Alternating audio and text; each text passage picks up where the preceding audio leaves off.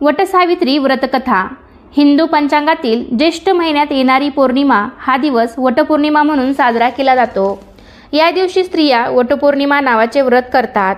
या व्रतादरम्यान विवाहित स्त्रिया आपल्या पतीला उत्तम आरोग्य लाभावे, दीर्घायुष्य प्राप्त व्हावे म्हणून वडाच्या झाडाची पूजा करतात. निसर्गतःच दीर्घायुषी असणाऱ्या वृक्षाचे संवर्धन आणि जतन व्हावे अशा हेतूने वड, पिंपळ अशा वृक्षांची पूजा करण्याची कल्पना भारतीय संस्कृतीने स्वीकारली असावी. एखाद्या जातीचा वृक्ष एकदा पवित्र मानला की त्याची सहसा तोड होत नाही. या व्रतामागे एक पारंपरिक सावित्री आणि सत्यवान यांची पौराणिक आख्यायिका सांगितली जाते. अनेक वर्षापूर्वी भद्र देशात अश्वपती नावाचा राजा राज्य करीत होता. त्याला सावित्री नावाची कन्या होती. सावित्री अतिशय सुंदर, नम्र व गुणी मुलगी होती. सावित्री उपवर झाल्यावर राजाने तिलाच आपला पती निवडण्याची परवानगी दिली. सावित्रीने सत्यवान नावाच्या राजकुमाराची निवड केली. सत्यवान हा शाल्व राजाचा धृमसेन नावाच्या अंध राजाचा मुलगा होता. शत्रूकडून हरल्यामुळे आपल्या राणी व मुलासहित राजा जंगलात राहत होता.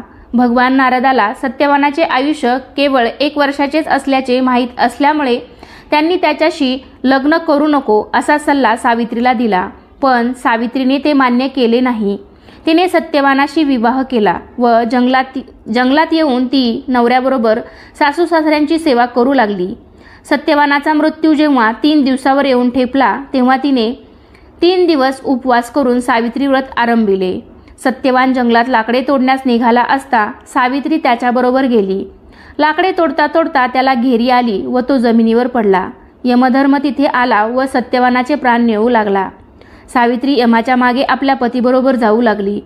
यमाने अनेक वेळा सावित्रीस परत जाण्यास सांगितले, पण तिने साफ नाकारले व पतीबरोबर जाण्याचा हट्ट धरला. अखेर कंटाळून यमाने पती सोडून तिला 3 वर मागण्यास सांगितले. सावित्रीने यमराजाकडे पहिले वरदान असे मागितले की माझे सासरे वनवासी आणि अंध आहेत, त्यांना दृष्टी द्या.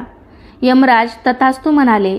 त्यानंतर यमराजाने तिला पुन्हा दुसरे वरदान मागायला सांगितले. तेव्हा सावित्री म्हणाली, माझ्या सासऱ्यांचे राज्य हिरावून घेतले आहे, ते त्यांना परत मिळावे. यमराजाने सावित्रीला हे वरदानही दिले आणि त्यानंतर यमराजांनी सावित्रीला 3रे वरदान मागण्यास सांगितले. यावर सावित्रीने तिला संतती व्हावी असा वर मागितला. यमराजाने सावित्रीला हाही वर तथास्तु म्हणून दिला. पण तथास्तु म्हणल्यानंतर यमराजाला स्वतःची चूक समजली की आपण चुकून तथास्तु म्हटले. अखेर यमराजाने सावित्रीला अखंड सौभाग्याचे वरदान देऊन यमराज तेथून निघून गेले. सत्यवान जिवंत झाला. आईवडिलांना दिव्य प्रकाश मिळाला आणि त्यांचे राज्यही परत मिळाले.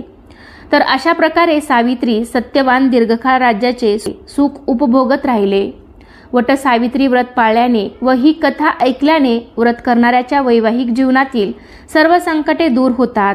सत्यवानाचे प्राण सावित्रीने वडाच्या झाडाखालीच परत मिळवले. म्हणून ज्येष्ठ महिन्यात येणाऱ्या पौर्णिमेला स्त्रिया वडाच्या झाडाची पूजा करून उपवास करतात व वटसावित्री व्रत आचरतात. धन्यवाद.